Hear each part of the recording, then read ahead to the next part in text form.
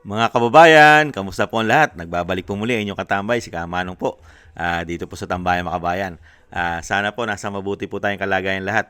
Magandang araw po, tanghali, hapon, gabi, madaling araw po sa ating lahat. Saan man sulok ng ating bansa o mundo tayo naroon, naway maingatan po tayong lahat mga kababayan. Ito po, komentuhan po natin, ito pong nakarang araw mga tambay. Dismayado po ang mga congressman dito po sa pag-reschedule po ng impeachment po ng Vice President mga tambay.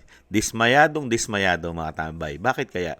At lalo-lalo po si Laila de Lima, yung mahilig po sa saging na saba, ay dismayado po. Ayan, nanggagalaitin pa yata mga tambay.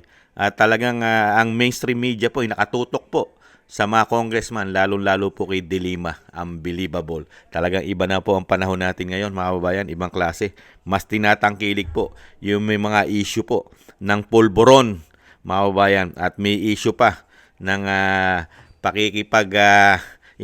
pakikipag-apid pa yata sa mga may asawa, mga kababayan. At pati yata sa kulungan ay na-involve pa yata ito sa mga lalaki doon, di umano. Ito po, pakinggan po natin unahin po natin si De Lima, mga katambay. May mga bulong na hindi na raw uusad ang impeachment case laban kay Vice President Sara Duterte. Dead on arrival daw. Kulang daw sa boto. Tapos na bago pa magsimula. Maging ang Pangulo, tila nais ipakita na wala siyang kinalaman o kagustuhan dito. Pero malinaw ang tanong, susundin ba natin ang proseso o tatalikuran ito dahil sa takot o kalkulasyon? The Constitution lays out a path for accountability. It begins with the filing of the complaint, moves to the House for deliberation and action, and proceeds to trial in the Senate. Each step exists for one reason, to uncover the truth. I've been invited to join the prosecution panel, and I said yes, not to serve any political camp, but to uphold the principles of truth, justice, and accountability. This is not about vendettas. This is about responsibility. This is about courage. Kung talagang walang sapat na batayan ang mga akusasyon, ang ebidensya mismo ang magpapakita niyan. Hindi ang chismis, hindi ang takutan, at lalong hindi ang numero sa survey. To abandon the process is to abandon the people who still believe in the promise of justice. It tells every Filipino that those in power are beyond reach and that accountability is optional. But we've seen this before. We know what happens when process is ignored, when truth is silenced, when the powerful are shielded from scrutiny. This is how impunity begins. This is how it is sustained. And this is how a nation forgets. We cannot allow that to happen again. Not on our watch. Panahon na para muling itindig ang saligang batas. Panahon na para igiit na katotohanan ang dapat maging pundasyon ng ating pamahalaan. Let the case be heard. Let the evidence be tested. Let truth rise as it must, as it will. We have been here before. We refuse to repeat the sins of the past. Magaling pong magsalita, no? Napakalinis po ng pagkatao ng nag-aakusa. Sila po nag-file ng impeachment. Sila rin po ang uhusga. Ibang klase. Yung grupo po nila ang isa sa nag-file ng impeachment. Kaya po gigil na gigil po dahil isa po siya ron sa magiging judge yata, mga tambay.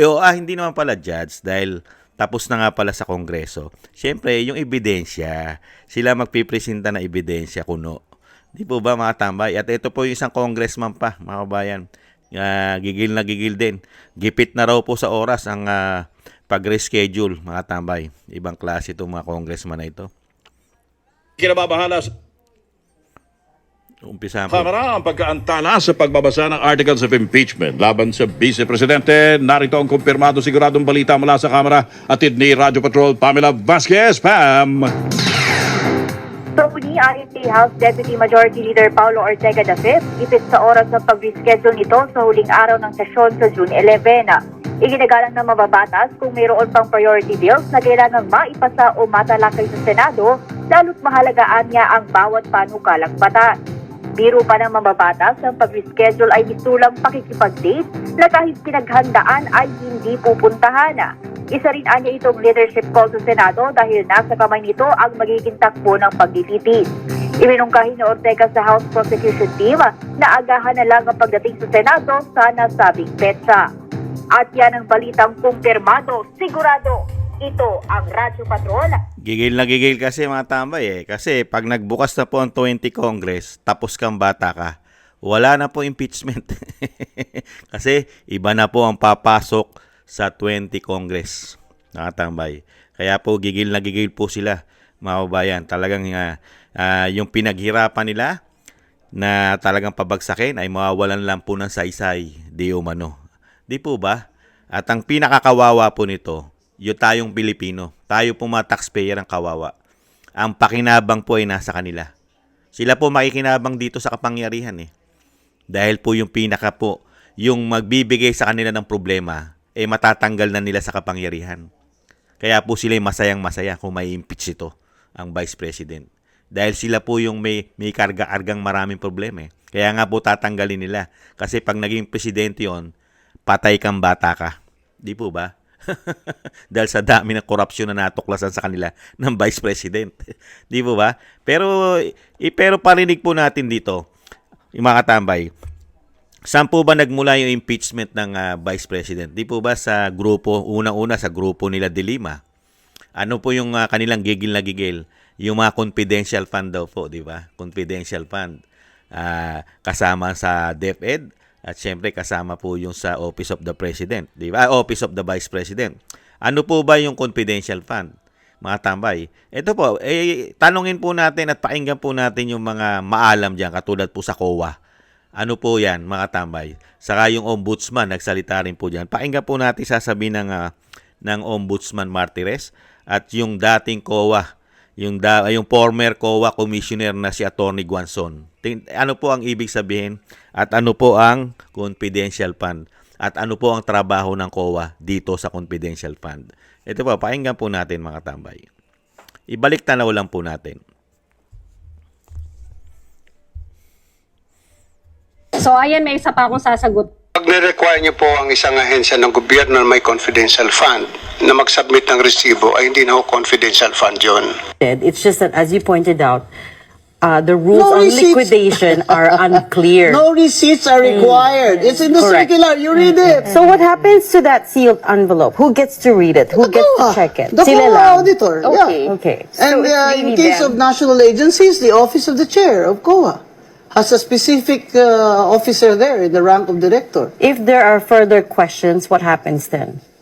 Well, they can disallow it. You see, the COA is the guardian of the funds of the government. So the they buck can stops disallow with the it. COA. Yeah, they can disallow it. But tell me, and no offense to COA, it's a professional organization. I was very happy there, and I have a family there.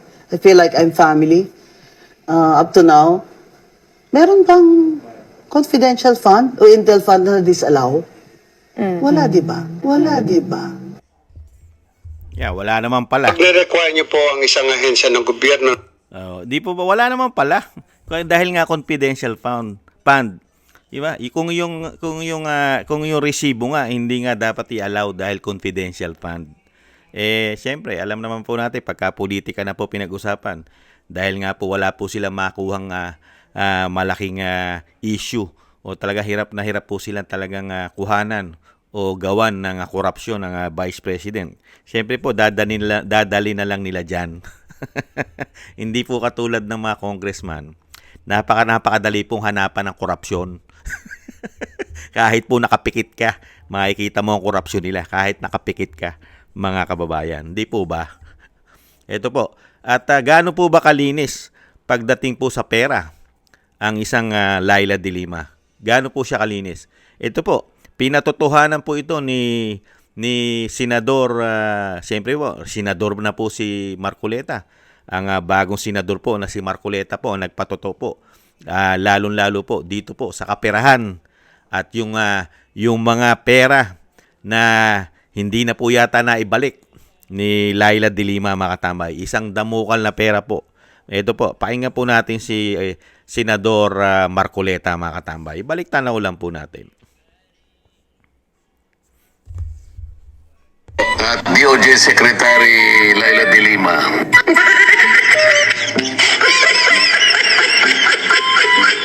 Nung hindi pa sa senador, naging Justice Secretary siya. Ay naman, no? Hanggang 2015, di ba? Pero ito yung nakakapanggigilan. Ito hindi nyo na alam. Pero nung i-audit ng COA, 2015, annual audit, COA, 91.8 million confidential fund ng DOJ walang disbursement vouchers. Oh my God! Ano nung pwede ni Dilima yan? 2015 annual audit.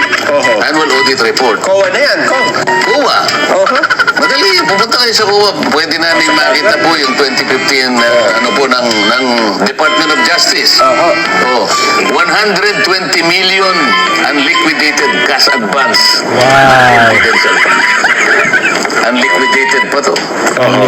Samantalang yung iba, may pirma nga, may piatos nga lang sapagkat kinocover. Pero ito wala eh. Wala resibo. Walang resibo, yun ang mas mabigat. Pero 120 million yung walang resibo, cash advance eh. Cash advance. Kaya nga, pinoint out ng COA na may problema kasi unliquidated cash advance. 120 million. Grabe, no? Grabe, cash advance. Walang resibo. Walang liquidation. 120 million. Grabe, no? Grabe. Pero ngayon, kilinis-linis po ni de Lima. Akala po nakalimutan na po ng mga Pilipino yon. COA yon, ha? Balikan nyo po yon. Ayon po kay Senador Marcoleta. 2015, si Pinoy pa ang Pangulo, no? Si Pinoy. DOJ Secretary po siya. Nakita nyo po, mismong COA. Kinu-question siya ng COA. Cash advance. How many millions? Mahigit 100 milyon, mga kababayan. At yung sinasabing 90 plus million plus. Kaya nga total po 100 plus million, mga tambay. Yung kanyang Intel and Confidential Fund. Ano na nangyari doon? Sina Laila de Lima, ano na po nangyari doon? Yung ibinalik nyo po ba yon? Sino po ba dapat makulong at ma-impeach?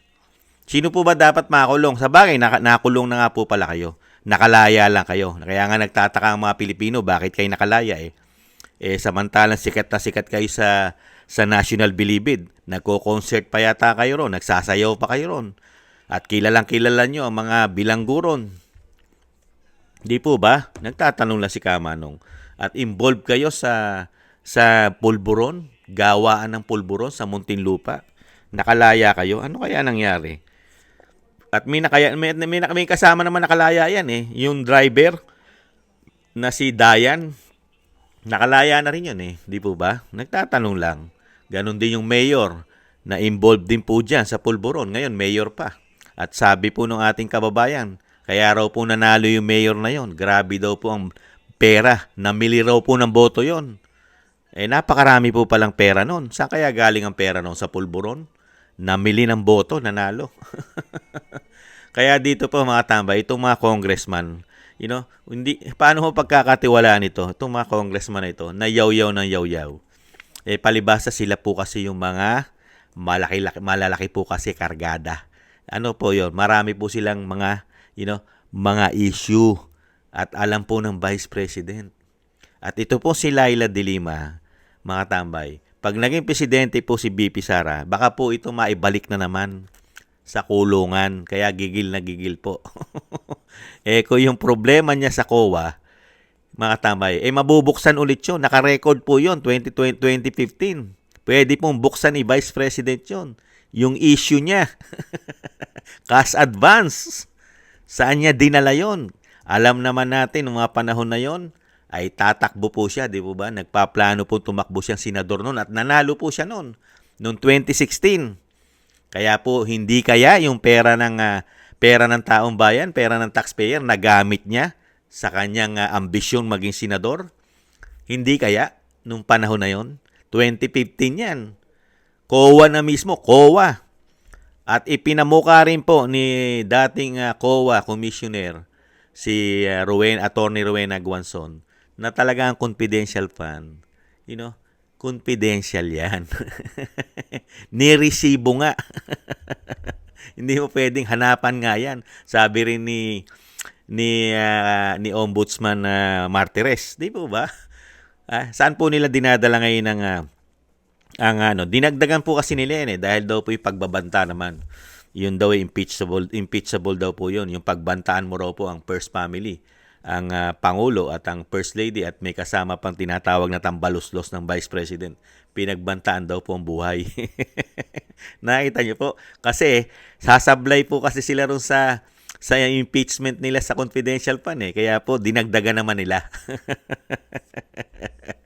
Kaya unbelievable talaga itong mga tao na ito. Takot na takot po kasi Marunong po palang matakot ang mga buhaya, mga kabayan. Marunong po palang matakot. Dahil kung hindi nila matutuluyang ma-impeach ng Vice President, delikado na po sila Wala na po silang kapag-apagasang manalo sa 2028, mga kababayan. Yung Pangulo ngayon, hindi po niya kaya magpanalo ng Pangulo. Hindi po. At hindi po niya kayang dayain dahil magkakagulo na po ang Pilipino pag dinaya mo. Dahil bagsak na bagsak ang popularidad mo bilang Pangulo. Sino i-endorso mo? Sino maniniwala sa yung mga Pilipino pag nag-endorso ka ng Pangulo? Ang Pangulong Marcos. Takot sa drug test. Sige nga, takot sa hair follicle drug test. At ang tingin ng taong bayan sa kanya, gumagamit siya ng pulburon dahil ayaw niya magpa-drug test. Sige nga. Tapos sino ngayon ang endorso niya? Bagsak na bagsak ang popularidad niya. Wala na nga halos tiwala ang mga Pilipino, lalo sa survey nila. Di ba? Hindi katulad ng mga Duterte, mga tambay. Ipinakulong na nga nila ang dating Pangulong Duterte sa The Hague, sa Netherlands, sa ICC. Pero mas mataas pa ang approval at trust rating dito sa Pangulo na Commander-in-Chief na hawak niya lahat ng kapangyarihan, pati pera yata ng bayan. Tingnan niyo po yun. Kaya nga po, delikado sila. Kaya kailangan nila impeach ang Vice President. Baka kasi yung ambition po na tinatawag na tambaluslos, baka po malusaw. Masayang lang ang pinaghirapan ni tambaluslos daw po. At nasayang din po ang pera ni Juan de la Cruz. Dahil wala po tayong nakita ng 3 taon. Nagkakautang-utang tayo. Di ba? Sa totoo lang po, buwan-buwan po lumalaki utang natin. Nangungutang po ang bansa. Buwan-buwan. Dahil na-i-vlog na po natin yan Na-i-vlog na po natin. Buwan-buwan nadadagdagan ang utang ng bansa. Dahil po kailangan po yata nila budgetan ang mga Duterte. Hindi kaya? Nagtatanong lang si Kamanong para pabagsakin ito. Di po ba? Para do sa ambisyon nila na hindi na mawala sa kanila ang kapangyarihang nakabalik sa kanila. Nagtatanong lang si Kamanong. Kaya dito, mga tambay, gigil na gigil po ang mga congressman ngayon, lalong-lalo po si Dilima. Nakala mo kay linis-linis, mga tambay. May disallowance pala siya sa COA. Mga kababayan, at napakarami, halos sa 100,000,000. Grabe, no? Kala mo kay linis-linis, nakalimutan na ng taong bayan. Yung ninakaw niya, di umano, ninakaw niya. Grabe, walang resibo yon. Cash advance. Grabe, no? Parang pera niya. Cash advance sa cash. Grabe. Ni-withdraw. Cash advance agad. Advance pa. Grabe. Parang may patagong pera, no? Ibang klase. Pera po ng taong bayan yon. Pera po ng taxpayer yon. Dilima. Napakabuti mo. Kitino-tino mo. Bilib ako sa'yo. Baka tamaan ka na kidlat at kulog. Napakalinis mong babae. Bilib ako sa'yo. Kaya po dito nakita nyo po yung mga buhaya. Yung mga buhaya di umano. Sila yung mga kargado ng mga korupsyon. May korupsyon di umano. At syempre, yung mga libro nila, mabubuksan po yan. Pagka naging Pangulo po ang Vice President Sara Duterte, uubligahin niya po yan na buksan at itama po ang budget ng Pilipinas. Magiging equal na po lahat. kung ang pondo ng bawat ahensya ay kailangan pong mangyari yan na makita at masaksihan ng Pilipino kung saan nila dinadala ang pondo ng Senado at Kongreso with receipt. May resibo, kailangan natin makita yan. Kung saan nila dinadala ang bilyong-bilyong pera natin. Di po ba? Sarado kasi libro niyan eh. Close, pati ang mga pondo niyan, walang public hearing. Ganyan po ka-special yung mga tao na yan. Hindi nga pala tao tawag nila dyan, di umano. Mga buhaya daw po, di umano. Itong mga nahandyan daw po sa kamara. Hindi naman po lahat. May natitira pa pong matitinong mga congressman at representative po dyan. Hindi naman po lahat. Ganon din po sa senador. Hindi naman po lahat halos ng senador ay mga buhaya, di umano. Hindi naman. Magtitira ka ng pailan-ilan. Di po ba mga kabayan? Kaya dito, talagang po nag-iiyakan na. Kasi nga naman, bakit hindi iyak itong mga congressman, mga tambay? Diyan po natuklasan ng napakalalaking korupsyon. Di ba? Nasaksihan mismo ng Vice President ang ginagawa nilang budgeting dyan. Paano hindi mag-iiyakan yan? Nakita nyo po, dyan nga lang hindi nagtanggal ang impeachment eh. Na-impeach na nila. Bilis! Instant! Di po ba? No question asked. Ang bilis po nilang na-impeach ang Vice President sa Kamara. Di po ba? Dahil nga po may umuugong na 150 million. Ang bilis. Pirmahan ng mga congressman. Di ba? Pinagmalaki pa nga yung pumirme. 200 plus daw po eh. Ang pumirma yun, nasa 280 yata eh. Kung hindi nagkakamali si Kamanong eh. Biruin mo po yun, ang bilis nagpirmahan ng mga buhaya di umano. Samantalang dito sa Senado, 24 lang ang senador, hirap na hirap pa. Nakita niyo po, dinidelay pa. At napakalapit na po na magpalit po ang 19 Congress ay matatapos na po, may expired na, papasok na po ang 20 Congress. Biruin mo 'yon. Pagpasok ng 20 Congress at hindi po nila na-impeach ang Vice President, patay kang bata ka. Tablado na. Mga katambay. Kaya itong mga congressman, kasi ang hirap kasi sa inyo, katulad kay Dilima, gustong-gusto mo palang ma-impeach si Sara. Bakit hindi ka tumakbo senador? Di po ba? Bakit hindi ka tumakbo senador? Yung mga congressman na gustong-gusto po na i-impeach nyo sa Senado, tumakbo sana kay senador itong halalan. Di po ba? Na-impeach nyo na sa Kongreso. Di ba? Na-impeach na po eh. Tapos na impeachment sa Kongreso, sa Senado na lang. Nagkaroon ng halalan 2025 itong nakaraan. Di sana tumakbo kayo mga senador para kayo rin na mag-i-impeach kung kayo nanalong senador. Di po ba? Kayo rin. Yung kayo yung nag-impeach sa Kongreso, kayo rin na mag-i-impeach sa Senado dahil tumakbo kayo senador. Si Dilima. Di ba? At pinatakbo nyo rin sana ng senador si Tambaluslos. Di ba? At yung sila Chua, saka yung nasa Mindanao na galit din. Di ba? At yung may issue ng vote buying na nagsasayaw sa Batangas, si Luistro. Di ba? Saka sila Abante. Pinatakbo nyo sana. Di po ba? At si Saldico, pinatakbo nyo sana sila lahat na senador para hindi na kayo namumblema ngayon na yung mga senador ngayon, hindi nyo mahawakan sa leeg lahat. Hindi kasi nila mahawakan sa leeg ang mga senador. Hindi po. Dahil hindi naman po lahat ng senador napapasunod yata ni Tambaluslos. Dahil ang sabi ni Amy Marcos na nagpapatakbo ng bansa, isang Romualdez na raw po at isang Araneta. Ayan na ayon sa Amy Marcos, sa senadora. Kaya hindi kaya nahawakan sa leeg ng isang Tambaluslos at isang Araneta ang mga senador, yung 24, mga kabayan. Hindi kaya. Yan ang hirap sa inyo mga congressman Kung kayo tumakbong senador, kayo wala na kayo ngayong pagsisisihan. Di ba? Ngayon yaw-yaw kayo ng yaw-yaw. Ang trabahuhin nyo, matutuwa sa inyong taong bayan, magpasa kayo, urgent. I-urgent nyo po ang batas ng bitay para sa mga politiko. At i-urgent nyo rin ang batas sa mga drug testing. Yung hair follicle drug test. Isabatas nyo na yan. Napaka-importante po yan. Dahil po sa pagpasok po ng 19th Congress, diyan po lumala ang pulburon. Pati po ang malalaking tao sa gobyerno ay nasasangkot dito. Unang-una ng Pangulo sa pulburon. Isabatas nyo yan. Baka matuwa pa sa inyo ang mga Pilipino. At isabatas nyo rin ang korupsyon.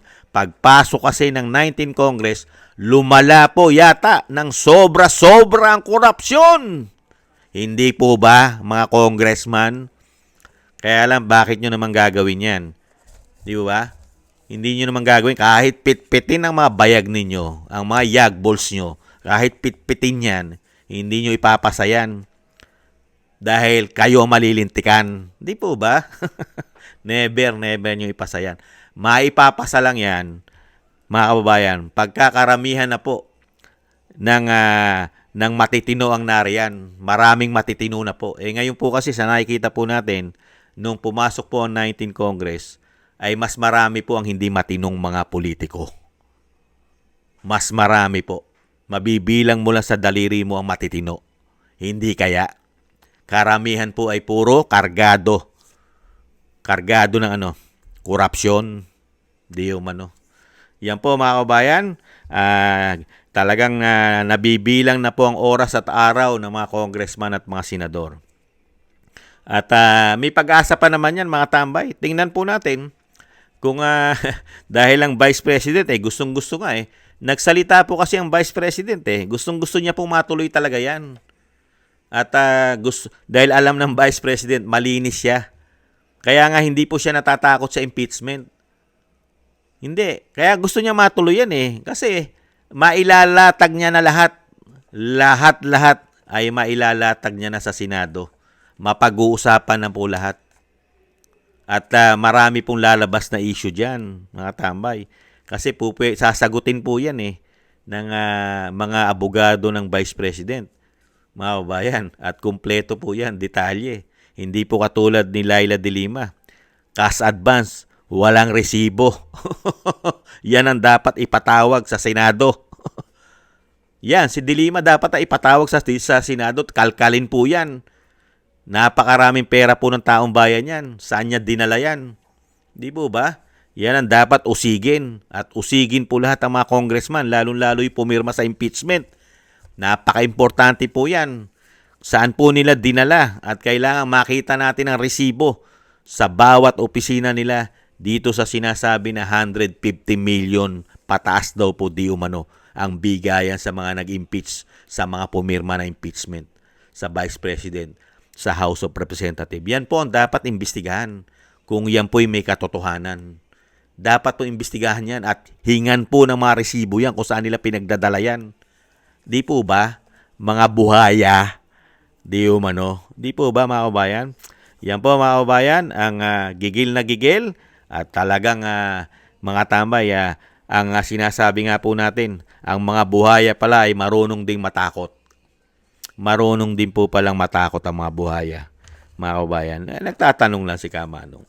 Hindi naman masama magtanong. Ang mga buhaya pala marunong ding matakot. Di kaya, maraming salamat po mga tambay. Sana gusto po ng ating tambayang makabayan sa YouTube at TikTok. At syempre po sa mga taga-subaybay po natin, sa mga nakakagusto po ng ating maliit na tambayang makabayan. Maraming salamat po sa inyo. At sa ating po mga subscribers, thank you po. Mabuhay po kayo. Shoutout po sa inyong lahat.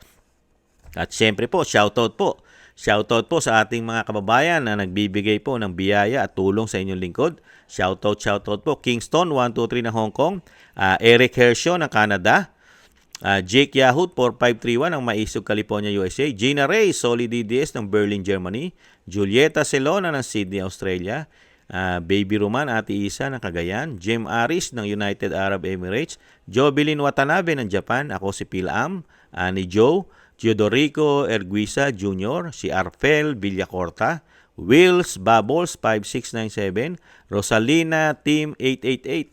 Thank you po sa mga biyaya po na pinagkakalob nyo po. Maraming salamat po. Ingat po kayo. At syempre po, sa mga nagko-comment po, like, share, and subscribe. Thank you rin po. At syempre po, yung lagi ko pong sinasabi po na sana po lagi po natin isama sa ating mga panalangin at dasal na maingatan po ang pamilya Duterte at makabalik po sa lalong mabilis sa ating bansa ang dating Pangulong Duterte, mga kabayan. Sa muli po mga tambay, magpapaalam po muli muna ang inyong katambay. Mga tambay, sa muli po, maraming salamat po. Ingat-ingat po tayo. Bye-bye!